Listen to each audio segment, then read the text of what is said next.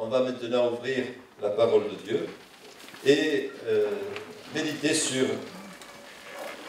un thème qui m'a beaucoup intéressé lorsque je l'ai développé. Un jour, je lisais ce verset de l'Écriture où Jésus dit, quand il rentrait à Jérusalem, s'ils se taisent, les pierres crieront. Alors, ça m'a interpellé, j'ai dit, mais est-ce que les pierres, ça peut parler? Si Jésus dit qu'elles peuvent crier, alors c'est qu'elles peuvent dire quelque chose. C'est qu'elles peuvent s'exprimer. Alors je me suis posé la question et je me suis dit, mais est-ce que vraiment, dans la Bible, les pierres parlent? Et je me suis intéressé au verset où il est question de pierre. Et j'ai découvert des choses tellement intéressantes que j'ai pensé que c'était bon de les écrire. Et voilà pourquoi j'ai écrit ce livre qui s'appelle « Quand les pierres parlent ». Et les premières choses qui m'ont surprise, la première chose qui m'a surprise, c'est que la première fois où le mot pierre est écrit dans la Bible, c'est dans le livre de la Genèse, et c'est au chapitre 2 et au verset 12. Et c'est une pierre qui est mentionnée alors qu'elle se trouve dans le jardin d'Éden. Au chapitre 2 de la Genèse et au verset 12, je ne sais pas si les versets sont... c'est pas important, mais c'est simplement pour vous dire que dans ce verset-là, la pierre qui est mentionnée, c'est pas important qui est le verset. Non, ça va, c'est bon. Voilà. Quelle est la pierre qui est mentionnée? Vous qui avez la Bible? La pierre d'onyx. Hein, la pierre d'onyx. Vous avez ça? Pourquoi il dit cornaline? Ah, vous avez une autre version? Voilà, mais c'est toujours une pierre. Précieuse. Hein? Alléluia. Voilà, en tout cas, c'est une pierre précieuse.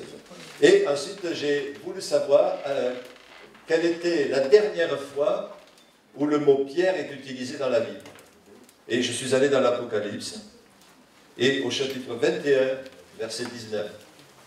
Chapitre 21, verset 19, où il est parlé de la Nouvelle Jérusalem, et il est dit que les fondements de la ville étaient ornés de pierres précieuses. Alors j'ai dit, mais c'est formidable ça. La Bible commence en parlant des pierres, avec une pierre précieuse, et elle termine en parlant de pierres précieuses. C'est comme si Dieu disait, toute ma parole, elle a un objectif.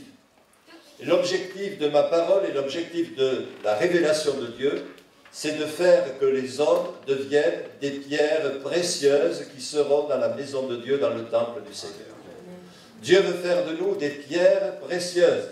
Et nous sommes des pierres précieuses, nous qui avons cru dans le nom du Seigneur Jésus, puisque l'apôtre Pierre le dit lui-même dans son épître, il dit que Jésus c'est la pierre précieuse, c'est la pierre angulaire, mais c'est aussi lui qui a fait de nous des pierres dans la maison de Dieu. Il a fait de nous des pierres précieuses. Alors, pourquoi Dieu mentionne-t-il les pierres précieuses au début et à la fin de la Bible? D'abord, pour nous rappeler que notre destinée à l'origine et notre destinée future, c'est vraiment que nous soyons auprès de Dieu ces pierres précieuses qu'il désire avoir en sa présence. Alors, les pierres précieuses, ça nous parle de quoi? Les pierres précieuses, ça nous parle de l'immuabilité. Vous savez, les fleurs sont très belles, mais la semaine prochaine, elles ne seront pas là. Si vous aviez un diamant, là, il n'y en a pas, hein? La semaine prochaine, il brillerait autant. Une pierre précieuse, elle ne ternit pas. Une pierre précieuse, elle garde en permanence son éclat. Elle est toujours belle, elle est toujours brillante, elle est immuable. Le temps n'a pas d'effet sur son éclat. Le temps n'a pas d'effet sur son éclat. Voilà pourquoi elles sont mentionnées, ces pierres précieuses, comme étant dans le jardin d'Éden, et on les retrouve dans la nouvelle Jérusalem. Elles sont liées à la dimension d'éternité, à la dimension de sainteté, à la dimension de ce qui est permanent, qui ne change pas, qui demeure pour toujours. C'est comme si ces pierres précieuses voulaient nous rappeler que nous sommes appelés à partager la gloire de Dieu. Ce matin, l'Esprit de Dieu nous a parlé, il nous a parlé justement de la gloire de Dieu. Et cette gloire de Dieu, Dieu veut la partager avec nous. Il veut que cette gloire qui est la sienne soit aussi la nôtre. Et comme des parenthèses, Genèse, Apocalypse, comme des parenthèses, elles enferment le contenu de ce livre merveilleux qu'est la Bible, comme pour nous dire, Dieu cherche à faire de chacun de vous des pierres précieuses qui orneront son royaume éternel. Maintenant, ces pierres précieuses, pardon. Excusez-moi.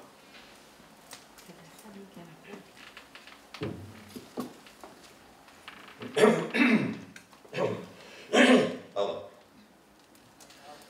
Ces pierres précieuses, comment ont-elles été formées? Ça, c'est un peu plus scientifique. Comment elles ont été formées? Dans la pression et la chaleur au sein de la terre. Les pierres précieuses, c'est un résultat de la pression qui s'exerce sur certaines couches de la terre, dans les profondeurs, et la chaleur qui existe aussi dans ces profondeurs. Et là, certaines substances, au contact par le fait de la pression et par le fait de la chaleur, deviennent ces pierres précieuses. Et puis elles remontent à la surface. Donc, elles nous parlent de ces pierres et elles nous disent, nous sommes devenus des pierres précieuses, mais ça a chauffé alors. Nous sommes devenus des pierres précieuses, mais nous avons subi la pression avant. Comme si le Seigneur voulait nous parler, nous dire, frères et sœurs, parfois vous passez par la pression. Parfois même ça chauffe. La pression est forte, ça chauffe dans vos vies. Mais ne vous révoltez pas. Dieu est en train de faire de vous des pierres précieuses qui orneront son temple. Vous savez, quand on regarde l'histoire de Job, et pourtant déjà c'était un homme avec des valeurs morales et spirituelles extraordinaires, puisque même Dieu était satisfait de Job. Et le diable a voulu encore éprouver Job. Et le Seigneur a permis que Job soit éprouvé. Et quand il a fini l'épreuve, qu'est-ce qu'il en a résulté? Il était encore plus brillant, il était encore plus beau, il était encore plus merveilleux qu'au début de son épreuve. La pression et la chaleur de la pression et de l'épreuve n'ont pas altéré ce qu'il était, mais au contraire ont affiné ce qu'il était. Dieu nous a choisis. Nous étions, enfin je parle pour moi, nous étions de la boue. Hein. Nous aussi. Ah bon, ça me rassure, je pense qu'à Genève, vous trouvez. Non, nous étions de la boue. Mais dans sa grâce, le Seigneur nous a pris dans ses mains. Nous sommes passés par le creuset parfois. Mais là, dans le creuset, il nous a façonnés et il continue à nous façonner et à nous former pour que nous partagions sa gloire et que nous prions pour l'éternité en sa présence. Alléluia. Alors, ces pierres nous disent, le feu de l'épreuve est sur toi, la pression que tu subis est énorme, mais garde confiance, car Dieu est en train de faire de toi une pierre précieuse qui brillera pour l'éternité dans son royaume. Amen. En parcourant la suite de la Bible, je suis arrivé à une pierre vraiment intéressante, celle de Jacob. Dans Genèse chapitre 28, on ne va pas lire tout le chapitre, mais à plusieurs reprises, il est parlé de cette pierre de Jacob. Au verset 11, il est dit que Jacob arriva dans un lieu où il passa la nuit, car le soleil était couché. Il y prit une pierre dont il fit son chevet, et il se coucha dans ce lieu-là. Au verset 18, Et Jacob se leva de bon matin. Il prit la pierre dont il avait fait son chevet, il la dressa pour monument, et il versa de l'huile sur son sommet. Et au verset 22, cette pierre que j'ai dressée pour monument sera la maison de Dieu, et je te donnerai la dîme de tout ce que tu me donneras. Donc dans ce chapitre 28, à 3 reprises, il nous est parlé de cette pierre particulière. Et cette pierre pourrait nous parler. Elle a 3 messages. On pourrait dire qu'elle a 3 messages à nous faire entendre.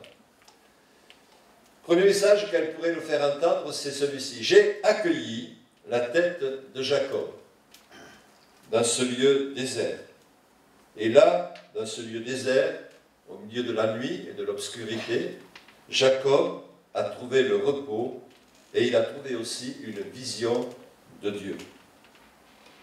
Alors cette pierre pourrait nous parler et nous dire, alors toi, s'adressant à chacun d'entre nous, toi qui es une pierre vivante, es-tu cette pierre sur laquelle le blessé,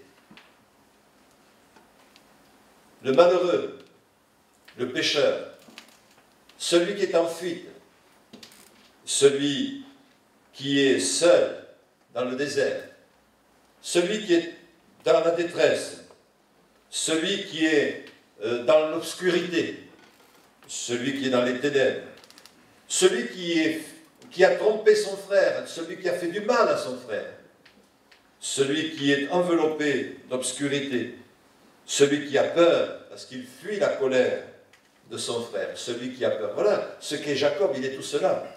C'est un fugitif, c'est un homme qui est en train de craindre la mort parce que son frère a juré de le tuer. C'est un homme qui a trompé son frère. C'est un homme qui a vécu quelque chose qui n'est pas net, même s'il a voulu la bénédiction de Dieu, il l'a arraché avec des méthodes qui ne sont pas les plus honnêtes qui soient. Et il fuit. Et voilà que dans la nuit, dans la fuite, dans la peur, dans le désert, il trouve une pierre sur laquelle il peut se reposer. Voyez-vous, frères et sœurs, dans le monde où nous vivons, combien de gens sont désespérés. Combien d'hommes et de femmes vivent dans la peur. Combien d'hommes et de femmes vivent enveloppés de ténèbres, d'obscurité. Combien d'hommes et de femmes vivent dans le désert, dans la solitude, dans le désespoir. Combien d'hommes et de femmes vivent un conflit familial, une crise familiale, peut-être un foyer qui se déchire. Combien de gens qui nous entourent sont enveloppés de ténèbres, peut-être touchant à la magie, à toutes ces pratiques ténébreuses. Bien que Dieu fasse que chacun de nous, nous soyons des pierres vivantes auprès desquelles tous ces malheureux pourront trouver une parole de réconfort, un peu de repos, celui que le Seigneur nous a donné, que nous puissions le leur communiquer. Amen.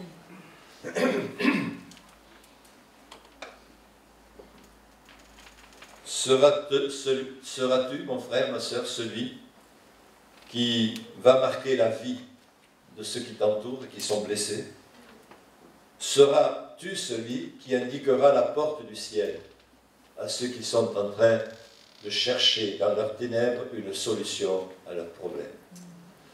Car sur cette pierre, Jacob a eu une vision de la porte du ciel.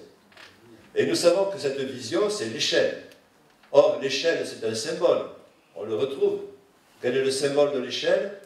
Il personnifie une personne. C'est Jésus. C'est celui qui est descendu du ciel et qui nous ouvre la porte du ciel. Il est celui qui nous révèle le Père. Il est celui qui nous fait connaître le Père. Il est celui qui nous dit, sans moi, vous ne pouvez pas atteindre le Père. Mais celui qui croit en moi, il connaît le Père, il a le Père, et le Père est en lui aussi. Nous avons donc Jésus, la révélation, qui est apportée à Jacob dans sa fuite sur cette pierre. Et en tant que pierre vivante, Dieu nous invite à être de ceux qui révèlent à ce monde perdu Jésus, le seul chemin, la vérité et la vie. Nul ne vient au Père que par lui. Amen. Et c'est notre rôle d'être ces pierres qui vont consoler l'affligé et lui montrer le chemin du ciel en leur parlant de Jésus. Amen.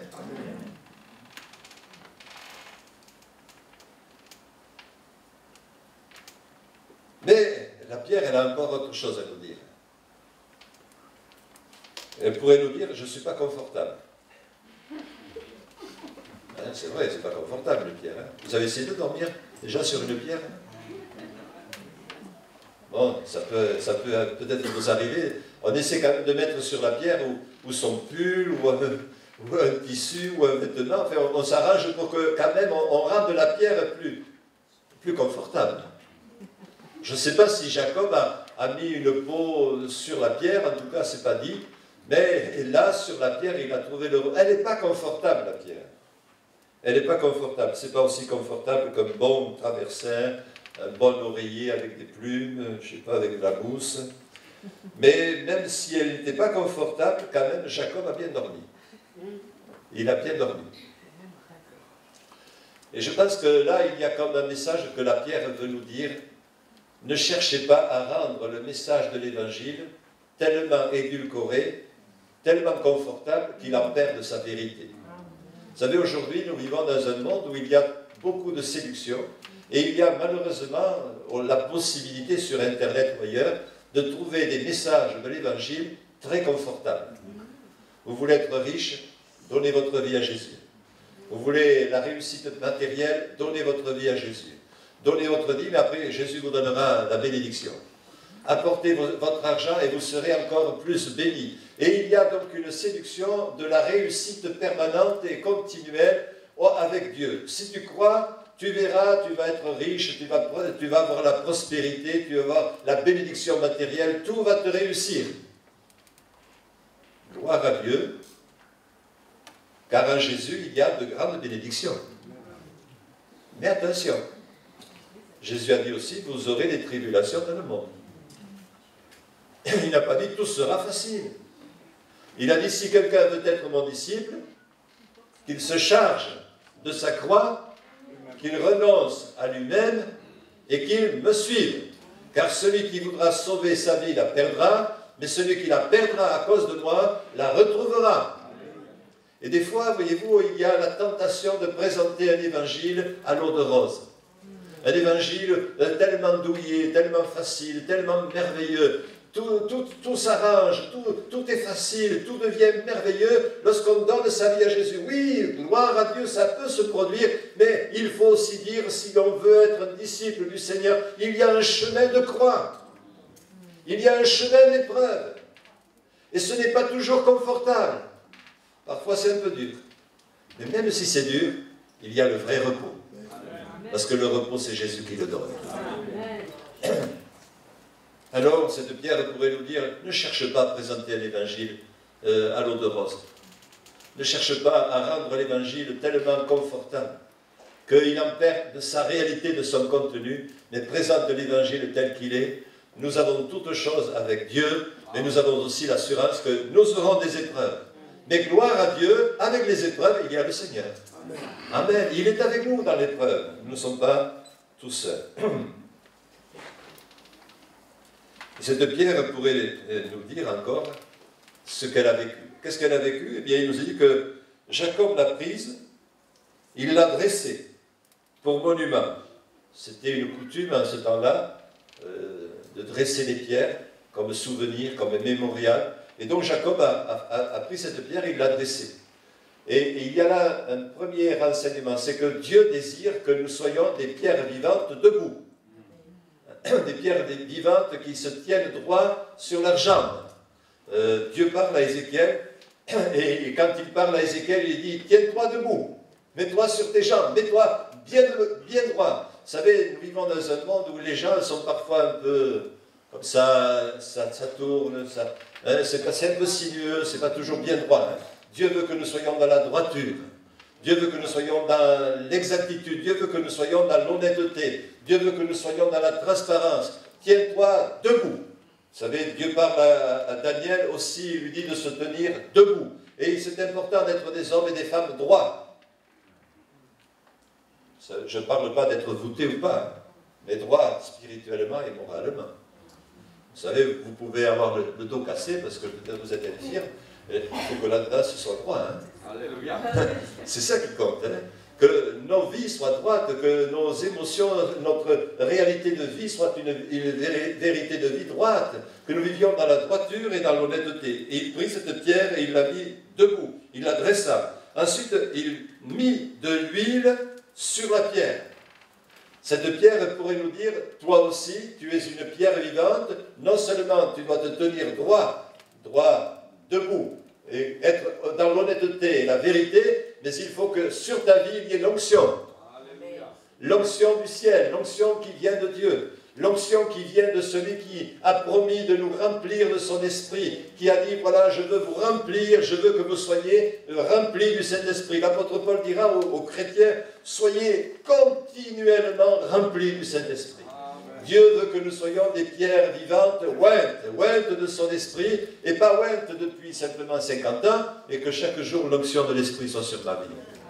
Remplis-moi de ton esprit, Seigneur. Renouvelle ton onction sur ma vie. Donne-moi, Seigneur, une onction fraîche, que je garde une vie fraîche et vivante avec toi, que ma communion avec toi ne soit pas une communion du passé, de l'histoire ancienne, mais que ce soit une communion vécue aujourd'hui et chaque jour avec toi. Amen. Alléluia. Une onction fraîche. Et puis, Jacob ajoute ceci. Cette pierre, c'est la maison de Dieu. Wow.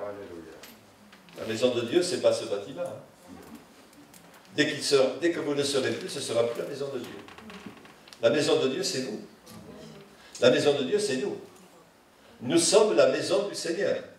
Nous sommes le temple de Dieu. Le temple de Dieu n'est pas fait de pierres matérielles, mais le temple de Dieu est fait de pierres vivantes. Si nous étions dans la rue, la maison de Dieu serait dans la rue. La maison de Dieu n'est pas un quatre murs, ce n'est pas un temple fait avec l'art et le savoir des hommes, mais la maison de Dieu, ce sont des pierres vivantes.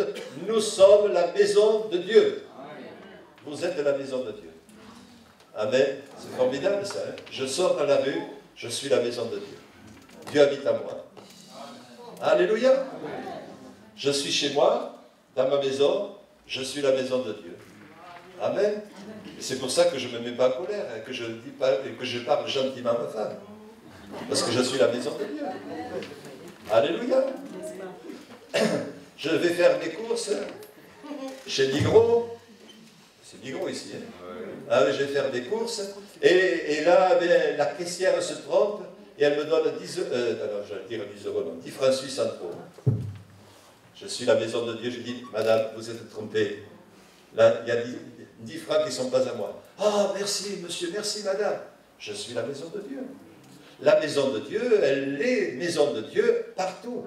Elle est maison de Dieu non seulement le dimanche matin quand on est dans ce lieu en train de louer le Seigneur, en train de chanter des cantiques, en train de lever la voix, de prier, d'écouter la prédication, mais nous sommes la maison de Dieu quand nous sommes dans la rue, nous sommes la maison de Dieu quand nous sommes chez nous, nous sommes la maison de Dieu quand nous sommes au travail. Vous êtes la maison de Dieu. Et quand c'est la maison de Dieu, il faut que ça se voit quand même. Là où Dieu habite, ça se voit. Là où Dieu habite, ça se reconnaît. Là où Dieu habite, il y a la joie. Là où Dieu habite, il y a la paix. Là où Dieu habite, il y a l'harmonie. Là où Dieu habite, il y a le pardon. Là où Dieu habite, il y a la grâce de Dieu qui abonde. Amen. Oh, cette pierre, elle nous parle, elle nous dit, toi aussi, sois cette maison de Dieu. Une maison de Dieu dans laquelle Dieu habite jour après jour, heure après heure, continuellement. À Dieu soit toute la gloire. Je ne sais pas à quelle heure vous terminez le culte habituellement.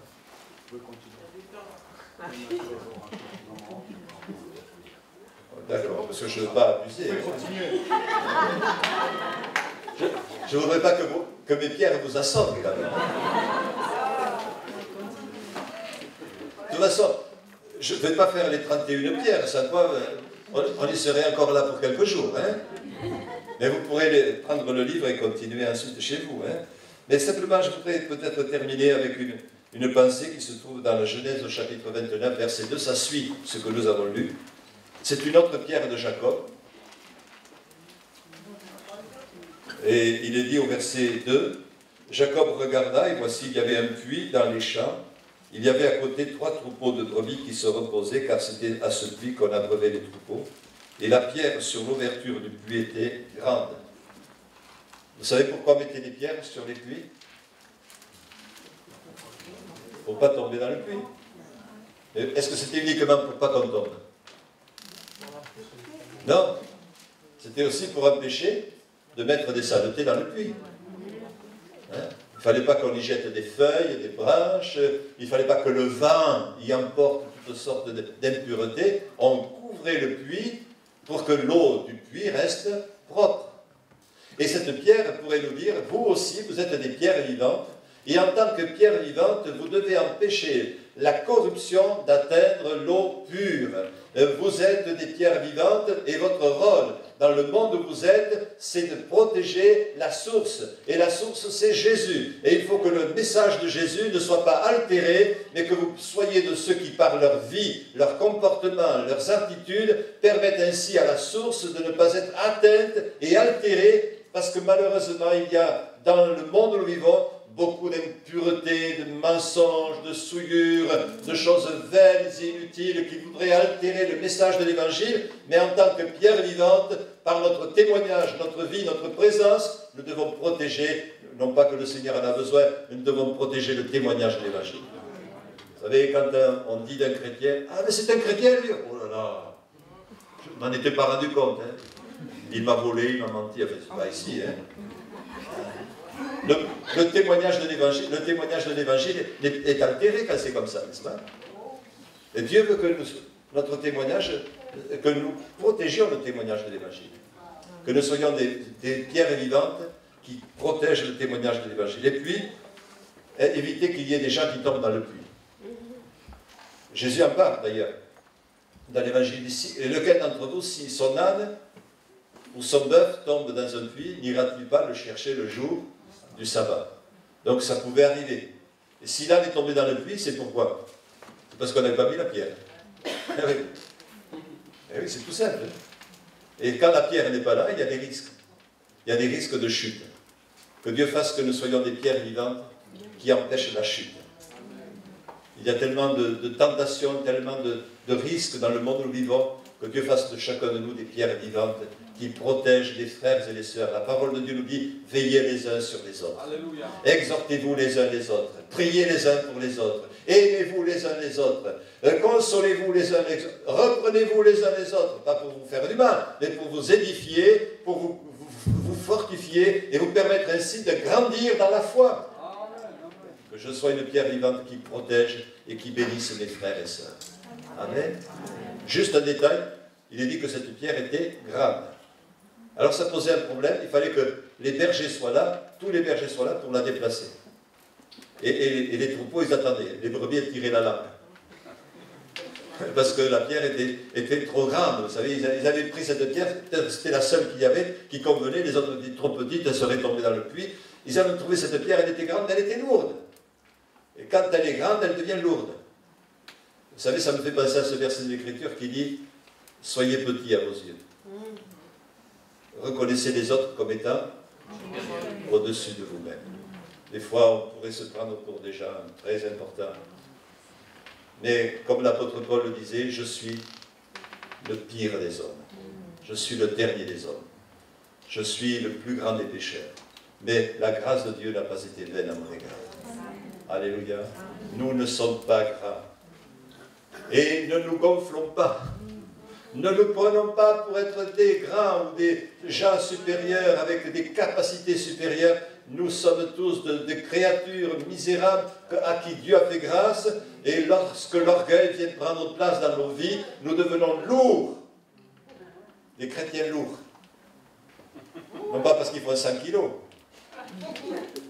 mais des chrétiens lourds parce qu'ils sont un peu fiers, un peu orgueilleux, se croient au-dessus des autres. Que Dieu nous fasse la grâce de demeurer humbles et petits, car c'est ainsi que nous plairons au Seigneur et que nous serons cette pierre vivante qu'il veut que nous soyons. Alléluia. Amen. Gloire au Seigneur.